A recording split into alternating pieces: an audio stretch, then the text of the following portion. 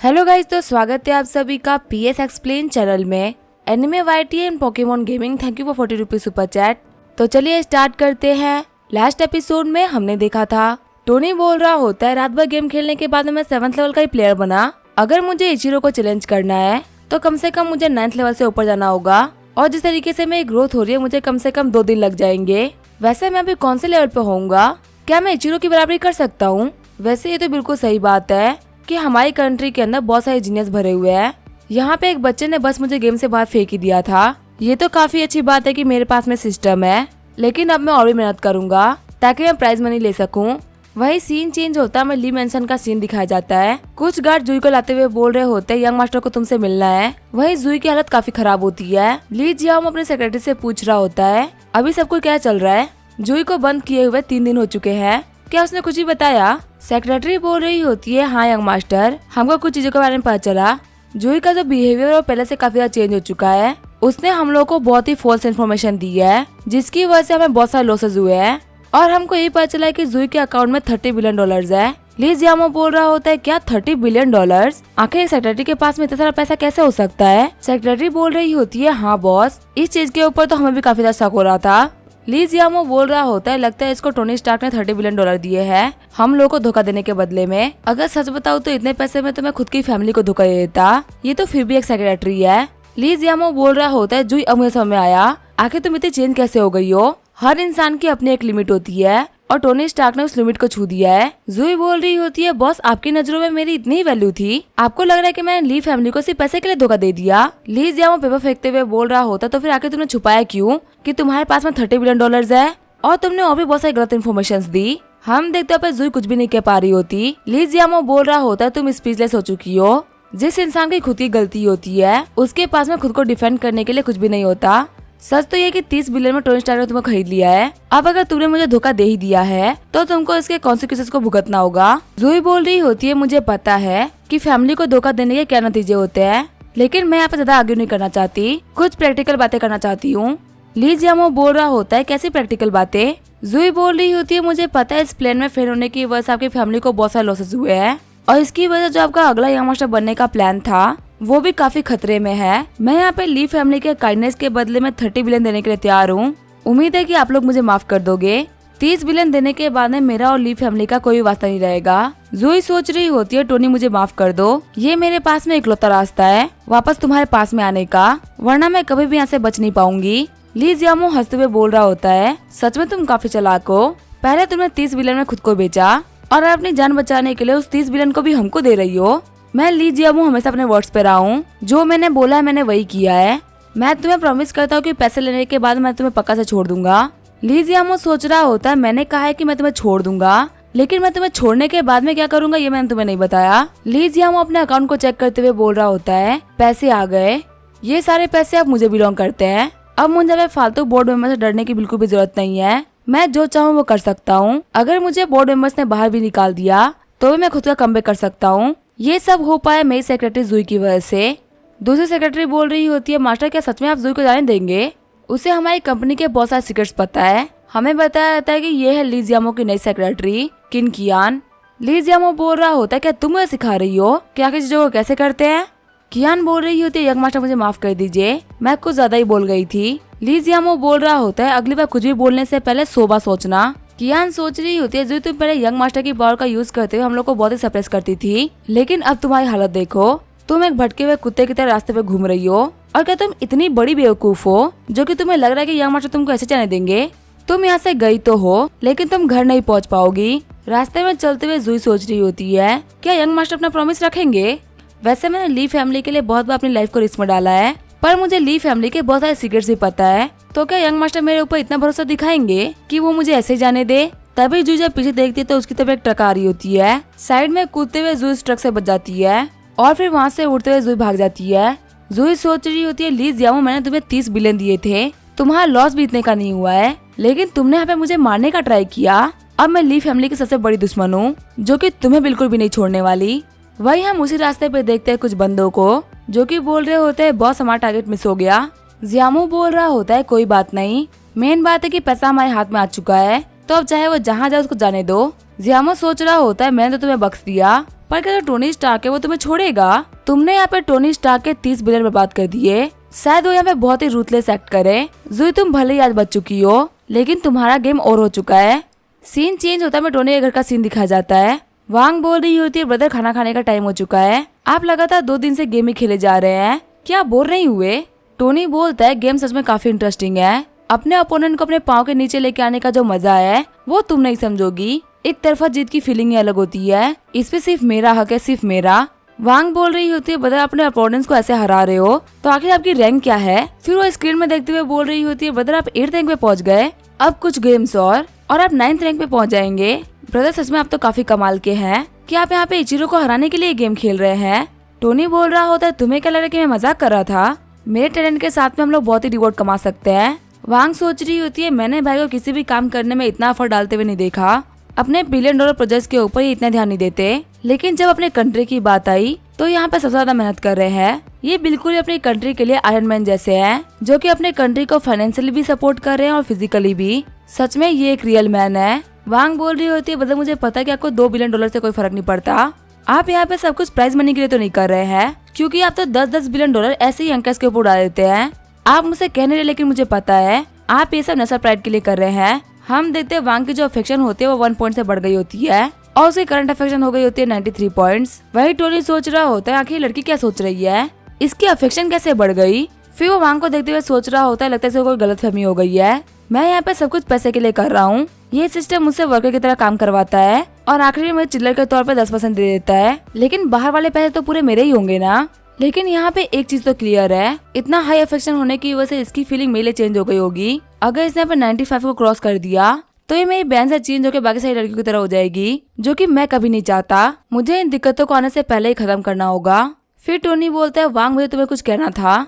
वांग बोलती है हाँ ब्रदर, आपको जो भी बोलना है आप बोल सकते हैं। तभी वहाँ पे घंटी बजती है। वांग बोल रही होती है ब्रदर मैं जा रही हूँ गेट ओपन करने के लिए।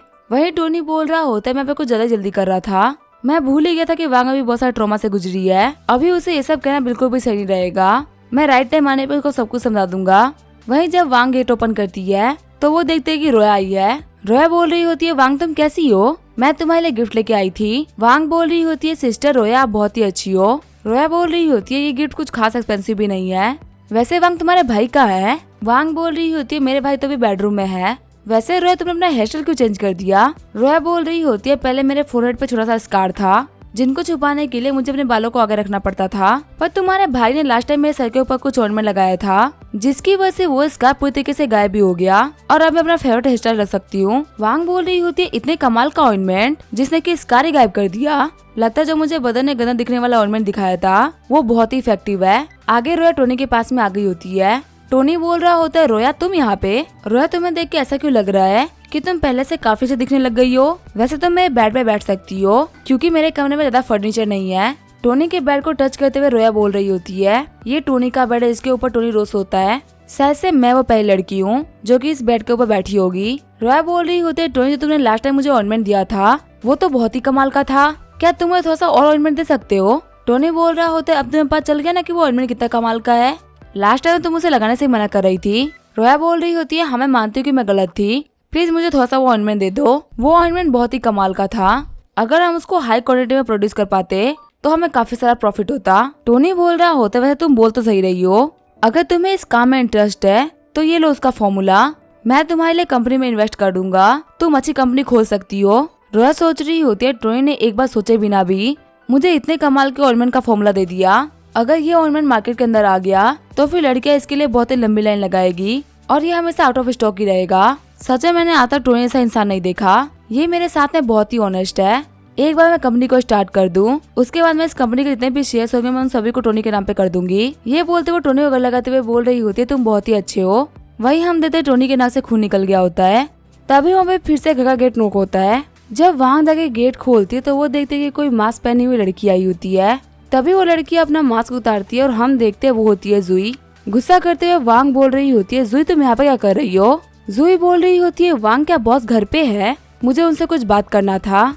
तभी वांग जुई को धक्का देते हुए बोल रही होती है यहाँ से निकल जाओ, हमारे घर में कभी भी तुम्हारा वेलकम नहीं है, मैंने तुम्हारे ऊपर बहुत ही ट्रस्ट किया था, यहाँ तक कि तुम्हें बिल्कुल मैं अपनी सिस्टर की तरह मानती थी, पर आखिर तुमने यहाँ पे क्या किया? तुमने हम लोग को धोखा दे दिया। तुमने तो मेरे भाई को मारने तक का ट्राई किया है। इसके लिए मैं तुम्हें कभी भी माफ नहीं कर सकती। वांग के चिल्लाने की आवाज टोनी को भी सुनाई देने लगती है। रोया बोल रही होती है। सुन के लगा कि वांग का यहाँ पे किसी से झगड़ा हुआ है, पर वांग तो हमेशा नॉर्मल रहती है, आखिर वो किसी झगड़ा क्यों कर रही है? टोनी बोल रहा होता है, हाँ वांग का इतना गुस्सा करना काफी रेयर बात है। वो नॉर्मली तो सर्वेंट से भी काफी तरीके से बात करती है, पर आखिर ऐसा क्या हुआ कि वो यहाँ पे ऐसी बातें कर रही है? जब वो लोग मेन हॉल में आते हैं तो टोनी बोल रहा होता है, क्या यहाँ पे जुई आई है? टोनी खुश होते हुए सोच रहा होता है, फाइनली मेरे पैसा खर्च करने की मशीन आ गई। कब से मैं जुई का वेट कर रहा था ताकि जुई यहाँ पे और मैं उसको पैसा दे दूं। प्लस में जुई मेरा काम भी काफी आसानी से संभाल लेती है। जुई के ना रहते हुए तो मुझे याद भी नहीं है कि आखिर मेरे पास में कितने डॉक्यूमेंट्स और ईमेल्स आए हैं। इन सारी चीजों की वजह से मैं यहाँ पे गेम तक में फोकस नहीं कर पा रहा था, पर फाइनली यहाँ पे जुई आ गई मुझे इन सारे फालतू कामों से फ्री करने के लिए। वांग बोल रही होती है, जुई यहाँ से बाहर निकल जाओ और तुम कभी पलट के इस घर का और मेरे भाई का मुंह मत देखना। मैं और मेरा भाई तुमसे कभी भी मिला नहीं चाहेंगे। वैसे भी तुम जैसे गद्दारों से कौन ही वास्ता रखना चाहेगा?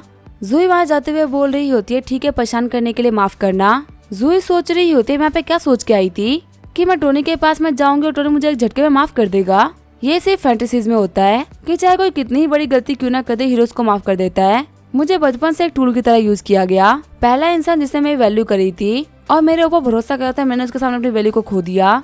ली जियांग ने जब मुझे पकड़ रखा था तभी मुझे लगा था कि शायद मेरे पास में होप है, लेकिन टोनी के में ना मिलने से मुझे लगा कि मेरी सारी होप खत्म हो गई और अब ऐसी कोई भी जगह नहीं जहाँ पे लौट के मैं जा सकती हूँ। अब मेरा इस दुनिया में रहना बहुत ही भारी पड़ रहा है। जूही जब ऐसे सोचते हुए जा ही रही होती है तभी कोई पीछे से उसका हाथ पकड़ते हुए बोल रहा होता है, रुक जाओ। हम देखते हैं ये होता है टोनी। टोनी बोल रहा होता है, जूही तुम वापस क्यों जा रही हो, जल्दी से अंदर आ जाओ।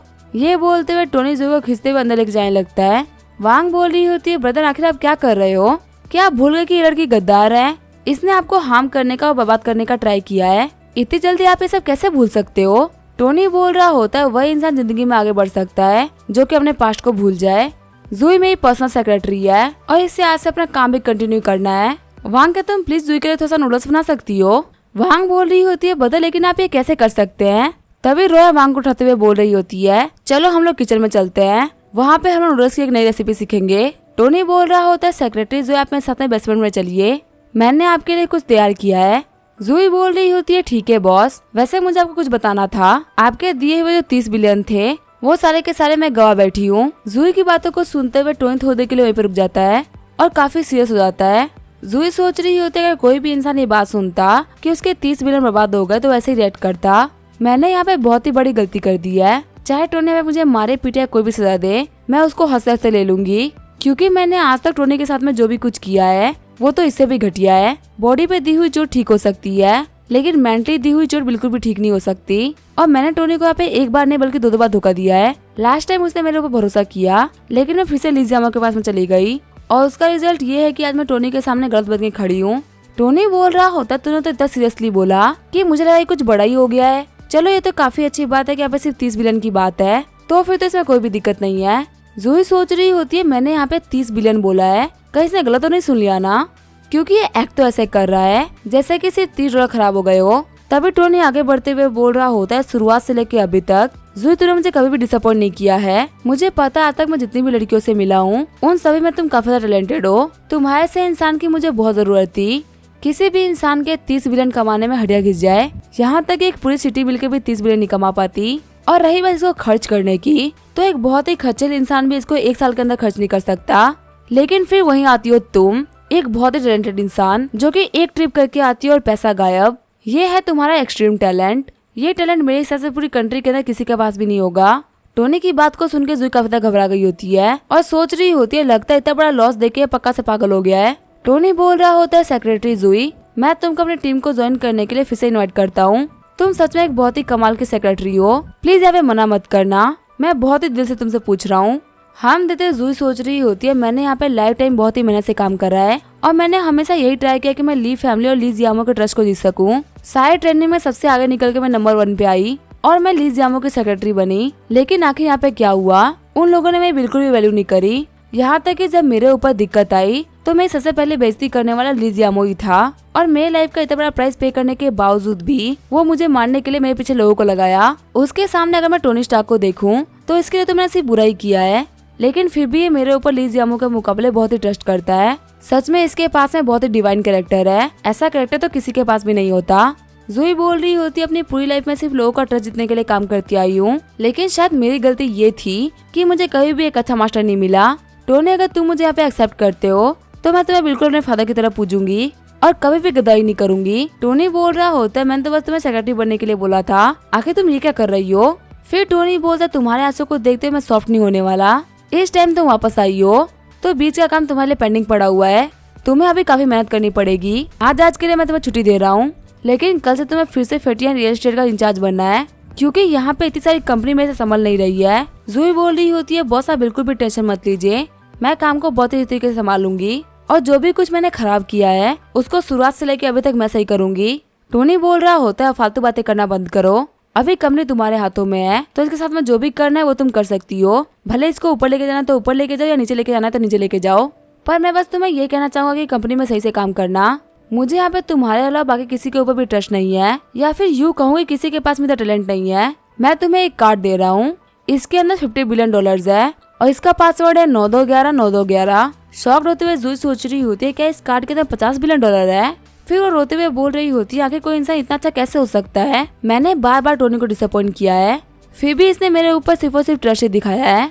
हम देते जूही की जो अफेक्शन होती है वो 1 पॉइंट से बढ़ गई होती है, अब उसकी करंट अफेक्शन हो चुकी है 95 पॉइंट्स। टोनी खुश होते हुए सोच रहा होता है फाइनली इतने दिनों तक काम करने के बाद में मुझे काफी अच्छा प्रॉफिट मिलने वाला है। सिस्टम बोल रहा होता है होस्ट को कांग्रेचुलेशंस, आपके टारगेट नंबर 13 ने यहाँ पे $106 बिलियन खर्च किए हैं और आपको इसके रिवॉर्ड के तौर पर 10% यानी कि 10.6 बिलियन मिल रहे हैं।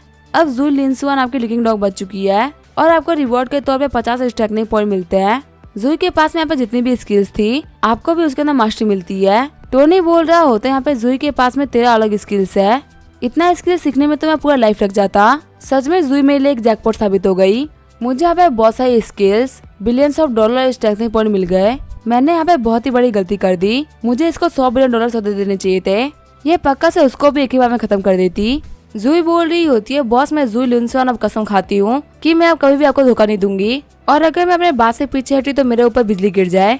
टोनी बोल रहा होता है सेक्रेटरी जूही मुझे तो हमेशा से आपके ऊपर बहुत ही भरोसा था, अब से हम लोग एक ही टीम के लोग हैं, चाहे हम लोग अच्छा करेंगे या बुरा करेंगे सब कुछ एक साथ ही करेंगे। जूही बोल रही होती है बॉस क्या आप मुझे जियाओजी बोल सकते हैं, क्योंकि जब मुझे लोग मेरे निकनेम से बुलाते हैं ना तो मुझे बहुत ही अच्छा लगता है।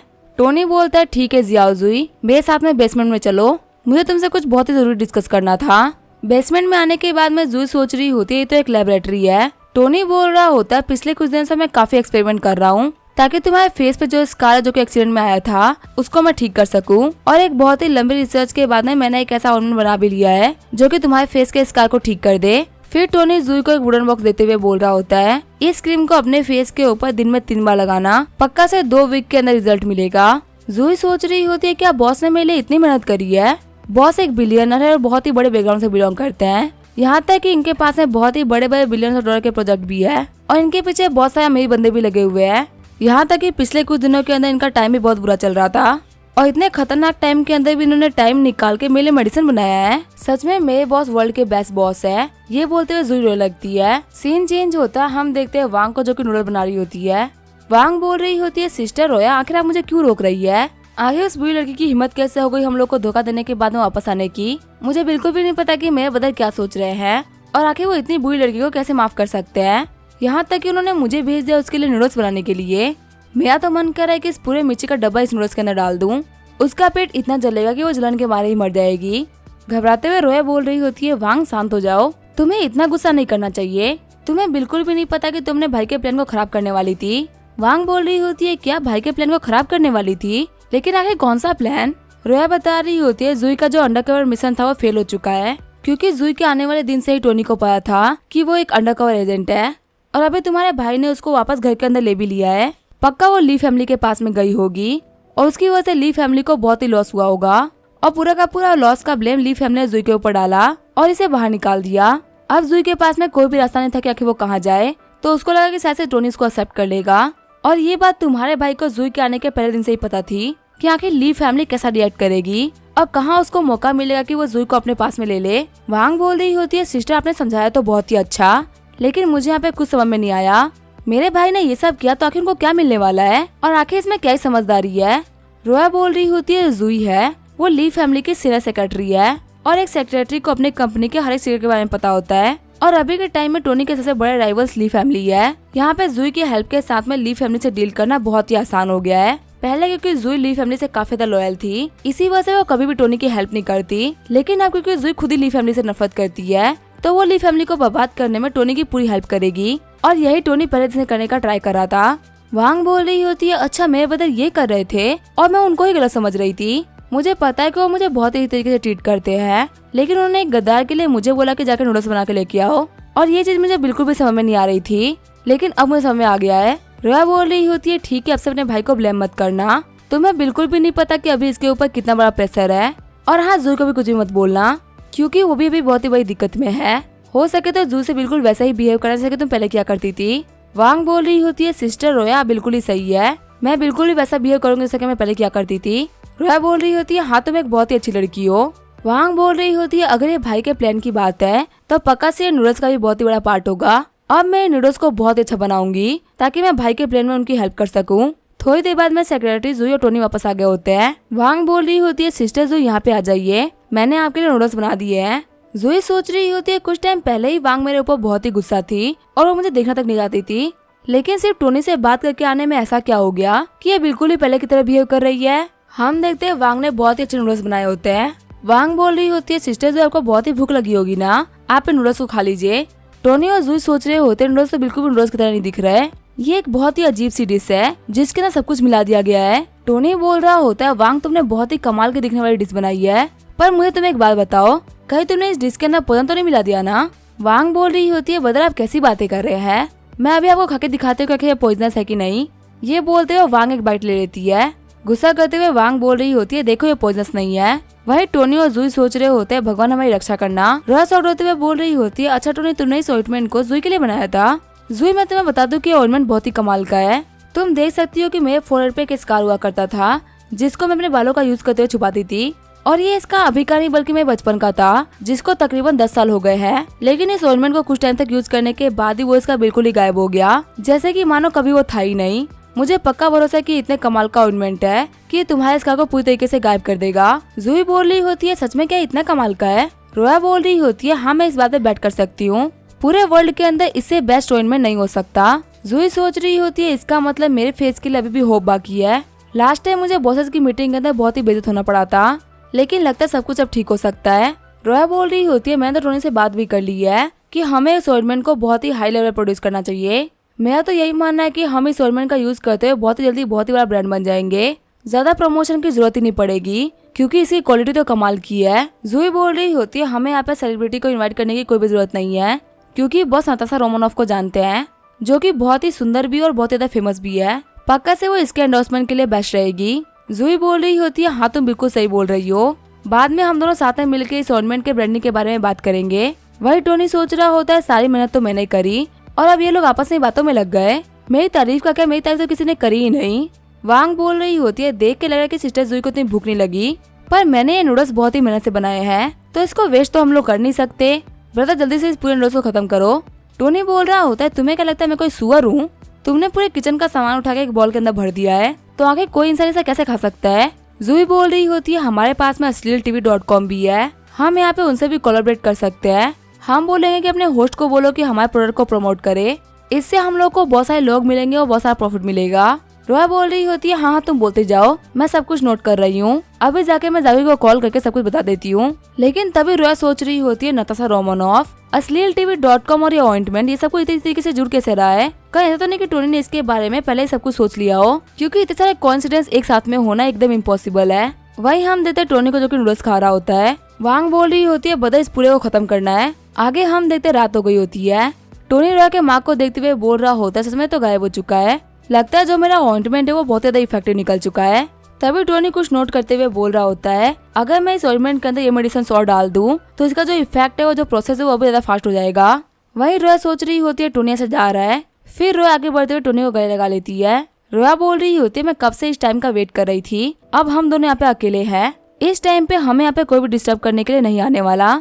तभी टोनी अपने हाथ से बोर्ड को छोड़ते हुए बोल रहा होता है कि तुम्हें डर नहीं है कि अभी हमारे घर में हमारे अलावा 2 लोग और हैं। रोया बोल रही होती है हाँ लोग तो है, लेकिन थोड़ी देर पहले ही वांग अपने कमरे में जा चुकी है और जूही के लिए तुमने काफी सारा काम बचा के रखा था, तो वो अपने कमरे में जाके सारे डॉक्यूमेंट्स और ईमेल्स वगैरह चेक कर रही है। कुछ घंटे तक तो अपने काम से फ्री नहीं होने वाली और रात भी बहुत हो चुकी है, तो मुझे नहीं लगता कि कोई भी हम लोग को डिस्टर्ब करने के लिए आएगा। फिर वो लोग वहाँ पे किस कर लेते हैं। रोया सोच रही होती है फाइनली ये हो रहा है, अब टोनी पूरा का पूरा मेरा है, अभी से यहाँ पे सारा कंपटीशन खत्म होता है। टोनी सोच रहा होता है रोया पे पूरा लीड ले रही है। वैसे मैंने भी काफी सारे स्ट्रेंथनिंग पॉइंट कमा लिए हैं और आखिर में मैं इतनी लड़कियां पटाखे करूंगा क्या जब मैं उनका यूज ही नहीं कर सकता। आज अपनी स्ट्रेंथ को शो करने का टाइम आ चुका है। जब वो लोग सिस्टम स्टार्ट करने ही वाले होते तभी गेट पे कोई नॉक करता है। टोनी और रोया सोच रहे होते आखिर कौन वो बदतमीज है जो कि इतनी रात को डोर पे नॉक कर रहा है। वांग बोल रही होती है ब्रदर क्या आप सो गए हो? मेरे पास में एक क्वेश्चन था जो कि मेरे से बिल्कुल भी सॉल्व नहीं हो रहा था, क्या मैं अंदर आ सकती हूँ? टोनी बोल रहा होता है ठीक है मैं आ रहा हूँ, बाहर ही वेट करना। आगे हमें अगली सुबह का सीन दिखाया जाता है। टोनी अपने कमरे से बाहर निकला होता है, उसके सामने रोया होती है। रोया सोच रही होती है आखिर मेरे साथ में क्या हो गया है। जितनी बार मैं टोनी को देख रही हूँ मुझे काफी अलग सा फील हो रहा है। रात को अगर वांग ने हम लोग को डिस्टर्ब नहीं किया होता तो कल की रात तो बहुत ही अच्छे जाती। टोनी कुछ बोलने ही वाला होता है तभी वांग आती है और बोलती है ब्रदर चलो ब्रेकफास्ट कर लो। सिस्टर रोया अभी ब्रेकफास्ट कर लो। टोनी सोच रहा होता है लड़की जानबूझ के कर रही है। रात को सब कुछ इतना बढ़िया जा रहा था और इसे सब कुछ खराब कर दिया। आखिर इसकी स्कूल कब स्टार्ट होगी? मैं इसको स्कूल से वापस नहीं आने दूंगा। आगे हमें अगले दिन का सीन दिखाया जाता है। टोनी ने जूही को ऑयल में लगा दिया होता है। टोनी बोल रहा होता है अगले कुछ दिनों तक वाटर को अवॉइड करना। जब तुम दिन में 3 बार ऑइंटमेंट को लगाओ तो साथ ही कपड़े को भी चेंज कर लेना। इससे तुम्हारा जो इफेक्ट है वो और भी इम्प्रूव हो जाएगा और तुम जल्दी देख पाओगे कि आखिर ऑइंटमेंट कितने कमाल का है। जूही बोल रही होती है बॉस आपका शुक्रिया। टोनी बोल रहा होता है शुक्रिया बोलने की कोई भी जरूरत नहीं है। ब्रेकफास्ट के बाद में तुम फटाफट से फेडरल रियल एस्टेट चली जाओ। अभी कंपनी बहुत ही दिक्कतों में है तो उन लोगों को तुम्हारी हेल्प चाहिए। जूही बोल रही होती है बॉस आप बिल्कुल भी टेंशन मत लीजिए, मैं कंपनी में कोई भी दिक्कत नहीं आने दूंगी। जूही सोच रही होती है ली फैमिली, रेड अम्ब्रेला और सॉफ्ट बैंक मैं तुम लोगों को नहीं छोड़ने वाली। फेट या रियल एस्टेट का यूज करते हुए तुम सभी लोगों को सबक सिखाऊंगी और दिखाऊंगा कि मेरे बॉस कितने पावरफुल है। जूही के वहाँ जाने के बाद में टोनी बोल रहा होता है फाइनली सभी चले गए, अब मैं आराम से अपनी मजे का काम कर सकता हूँ। मैं गेम खेलूंगा और रैंक पुश करूंगा। तभी वहाँ पर टोनी के पास में वांग आ जाती है जो कि बोल रही होती है ब्रदर थोड़ी देर के लिए मेरी हेल्प कर दीजिए।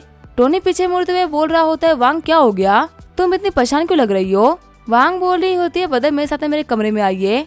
टोनी बोल रहा होता है वांग तूने मुझे बुला तो लिया लेकिन अभी तक मुझे बताया नहीं, बताओ क्या दिक्कत हुई है, मैं इसको सॉल्व कर देता हूँ।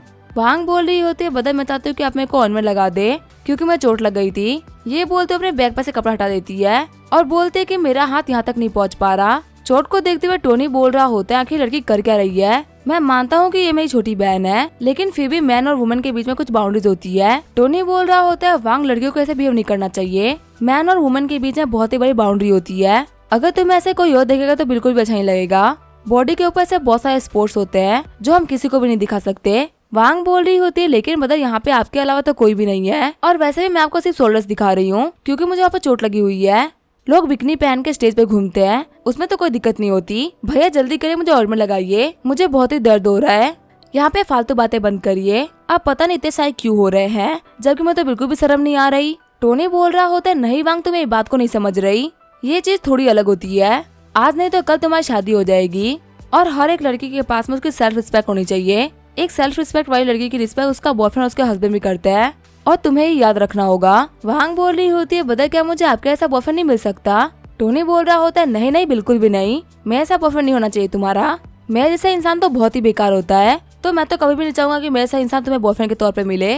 वांग सोच रही होती है बदर आप खुद के बारे में ऐसा कैसे बोल सकते हैं। वही टोनी सोच रहा होता है जितना मैं यहाँ पे वांग को समझाने का ट्राई कर रहा हूँ यहाँ पे सबको उतना ही गलत होता जा रहा है।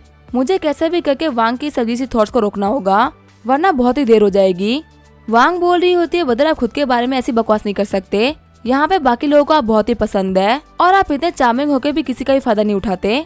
मुझे पता है कि आप दुनिया में सबसे ज्यादा अच्छे हैं, अगर आप इतने अच्छे नहीं होते तो आप बहुत ही बड़े छिचोरे होते। आपको पक्का से लव के ऊपर बहुत ही भरोसा है, इसी वजह से आप सब कुछ बहुत ही सीरियसली लेते हैं।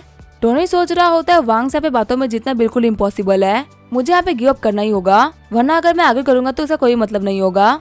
फिर टोनी बोलता है ठीक है मैं तुम्हारे पे मेडिसिन को अप्लाई कर देता हूँ, मैं तुमसे आर्ग्यू नहीं करना चाहता। वही वांग सोच रही होती है मैं सक्सेसफुल हो गई। फिर टोनी वांग को ऑइंटमेंट लगा देता है। वांग सोच रही होती है बदल मुझे ऑइंटमेंट लगा रहे हैं, चलो मैं कम से कम पहले स्टेप में तो पास हो गई।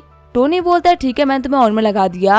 वांग बोल रही होती है क्या इतनी जल्दी? टोनी बोल रहा होता है हाँ ऑइंटमेंट तो था, इसको लगाने में कितना टाइम लगेगा? वांग बोल रही होती है बता जब आप सिस्टर जुई को मेडिसिन लगा रहे थे तब तो आपको बहुत ही टाइम लग गया था, पर जब मेरी बात आई तो आपने इसको इतनी जल्दी खत्म कर दिया। टोनी बोल रहा होता है जुई पे मेडिसिन लगाने की वजह से मुझे बहुत एक्सपीरियंस हो चुका है।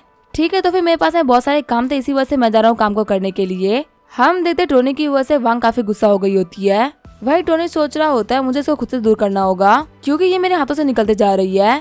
ठीक है फिर वक्त आ चुका है अपने रैंक को लेवल अप करने का। कुछ गेम्स के अंदर ही मैं नेक्स्ट लेवल पे पहुंच जाऊंगा। लेकिन जैसे ही टोनी अपने कंप्यूटर को देखता है वो काफी ज्यादा शॉक्ड हो जाता है। टोनी बोल रहा होता है कोई मेरे कंप्यूटर को हैक करने का ट्राई कर रहा है। इसी के साथ में ये एपिसोड यहीं पे एंड करेंगे। वीडियो देखने के लिए थैंक यू।